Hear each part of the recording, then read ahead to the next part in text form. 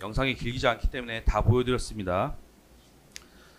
증인이 대전견실로 나왔다가 21시 14분 25초에 한 번 더 집무실에 들어가 나왔다는 사실 요걸로 이 영상을 통해 확인되는데 이때를 말하는 것이죠.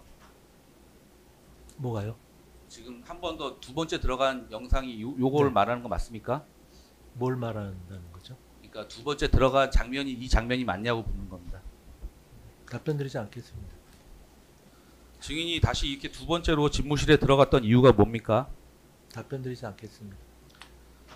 증인은 수사 과정에서 이 당시 집무실에 들어가 원탁에 앉아 있는 대통령의 옆자리에 앉아 대통령에게 지금 계엄하실 상황이 아닙니다. 국민들이 받아들이지 못합니다. 바깥에 있는 국무위원 전원이 반대하고 있습니다. 라는 말을 하고 대통령에게 비상계엄 선포 재고를 건의하기 위해서 이와 같이 집무실에 들어갔다 나왔다 이렇게 주장한 바가 있는데 맞습니까? 답변 드리지 않겠습니다. 또한 증인은 이때 두 번째 들어갔을 때 언론사에 대한 단전단수가 적힌 문건을 보았다 이렇게 주장했는데 맞습니까? 답변 드리지 않겠습니다. 증인은 집무실에서 무엇을 했고 어디에 놓여있던 문건을 어떻게 볼 수 있었는지 다시 설명해 볼 수 있겠습니까? 답변 드리지 않겠습니다. 44항 생략하겠습니다. 45항 묻겠습니다. 아까 영상에도 보듯이 증인이 두 번째로 집무실에 들어가서 머물렀던 시간은 정확하게 13초입니다. 그런데 이 13초의 시간에 불과한데도 불구하고 그 사이에 집무실에 들어가서 대통령 원탁 옆자리에 앉고 대통령에게 아까 제가 설명드렸던 지금 계엄하실 상황이 아닙니다. 국민들이 받아들이지 못합니다. 바깥에 있는 국무위원 전원이 반대하고 있습니다. 라는 말까지 하고 대통령부터 나가 있으라 라는 말을 듣고 다시 자리에 일어나 집무실 밖으로 나오기에는 지극히 물리적으로 불가능한 시간으로 보이는데 어떻습니까? 답변 드리지 않겠습니다.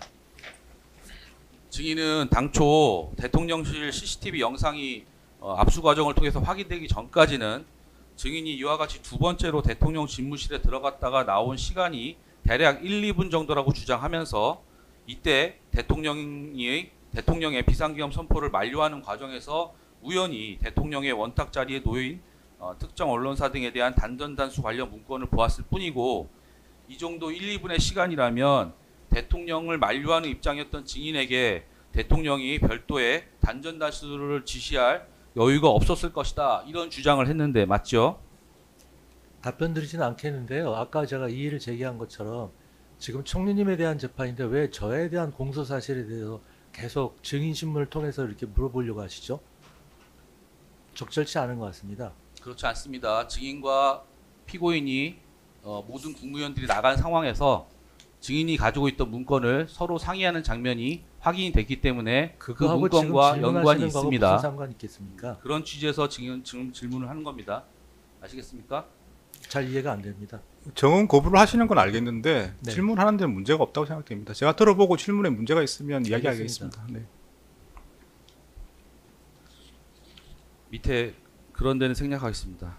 그 질문 사항을 보시고 적절히 뭐 시간 조절하시기 바랍니다. 알겠습니다. 네. 결국 그 증인은 12월 3일 20시 36분부터 21시 10분경까지 34분 동안 첫 번째로 대통령 집무실에서 머물렀 당시에 이미 34분이란 긴 시간 동안에 대통령으로부터 특정 언론사에 대한 단전 단수 지시를 받고 관련 문건을 건네받은 사실을 은폐하기 위해서 첫 번째 대통령 집무실 안에서 머물렀던 당시 상황은 대부분 잘 기억이 나지 않는다. 아니면 뭐 장기 시간에 걸쳐서 무거운 침묵이 흘렀다. 이런 주장을 하고 어떤 그 안에서 36분 동안은 특별한 이벤트가 없었던 것처럼 주장했는데 맞습니까? 답변 드리지 않겠습니다. 증인은 특정 언론사에 대한 단전 단수와 관련해서 허석권 소방청장과 전화 통화를 한 사실이 이미 국회 회의에서 밝혀졌기 때문에 어떻게든 단전 단수 관련 문건의 내용을 인지하게 된 경위는 설명할 알리바이가 필요했고 네, 이 질문 넘어가시죠. 예, 네, 생략하시고요. 생략하겠습니다. 네, 다음 질문 가시죠. 46번 묻겠습니다. 증인이 단전 단수 등이 기재된 지시사항 문건을 받은 것이 아니라면 허석권 서방청장에게 전화를 건 이유는 무엇이었습니까? 답변드리지 않겠습니다. 증인은 허석권 서방청장에게 전화를 걸기 직전인 23시 34분경에 조지호 경찰청장에게도 전화를 걸었죠. 답변드리지 않겠습니다. 나머지 부분 생략하겠습니다. 네. 48항 묻겠습니다. 영상 22시 42분 영상 보시겠습니다.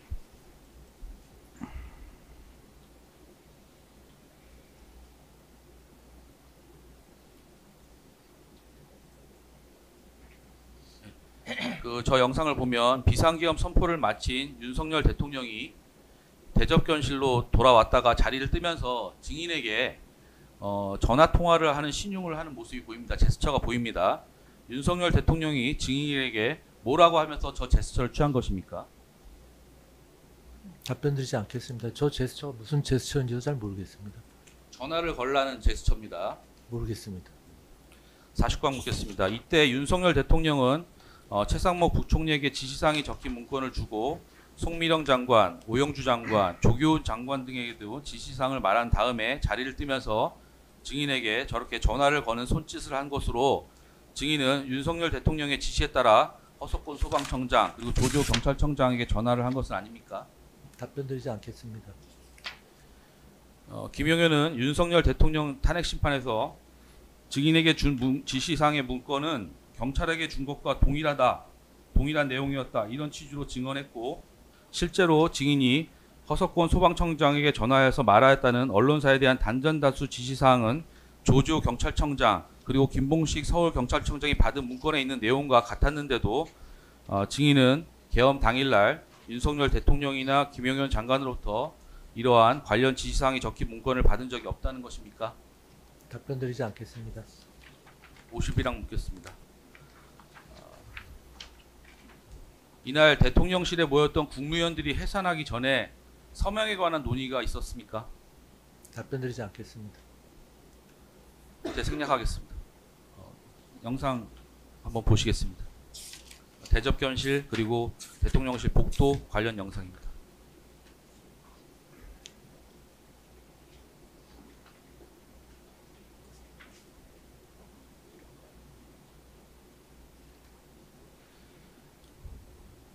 예, 그 비상계엄 선포 이후에 윤석열 대통령 좌측에 착석하고 있던 증인과 박성재 장관이 강의구 부속실장을 불러 무언가를 말하자 강의구 부속실장이 결재판에 이를 받아 적고 휴대전화를 확인하면서 대접견실에서 나가는 모습이 확인됩니다.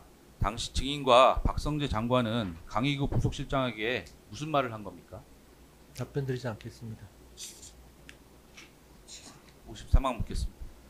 강의구 부속실장은 증인과 박성재 장관이 참석자들의 서명을 받는 것을 알아보라고 말을 해서 대통령실 국무회의의 담당자인 안수용 행정관을 불러 국무회의 참석자들의 서명을 받는 양식이 있는지를 알아보았다고 하고 조태열 장관, 최성목 부총리, 송미령 장관, 오영주 장관, 박상우 장관 등 당시 참석했던 국무위원들도 서명을 하고 가시라라는 말을 들었다는 취지로 진술하고 있는데요. 증인과 박성재 장관이 강의구 부속실장에게 국무위원들의 서명을 받으라 이런 지시를 한 것이 아닙니까? 답변드리지 않겠습니다. 22시 44분 영상 보셨습니다.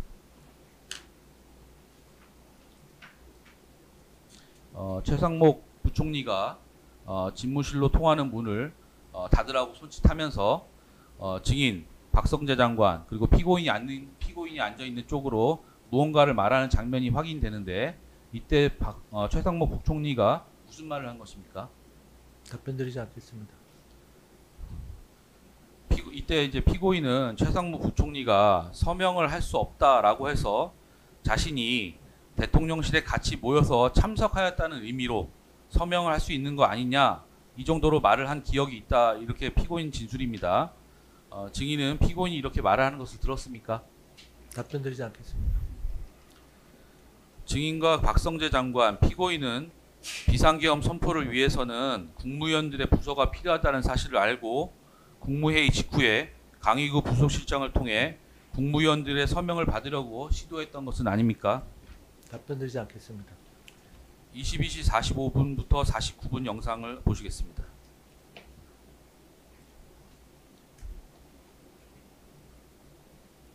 다른 국무위원들이 퇴장을 하고 있는데요. 최상목 부총리, 조태열 장관, 조규용 장관이 22시 45분경에 이렇게 대접견실을 떠났음에도 증인이 대접견실에 계속 남아 있었던 이유는 무엇입니까? 답변드리지 않겠습니다.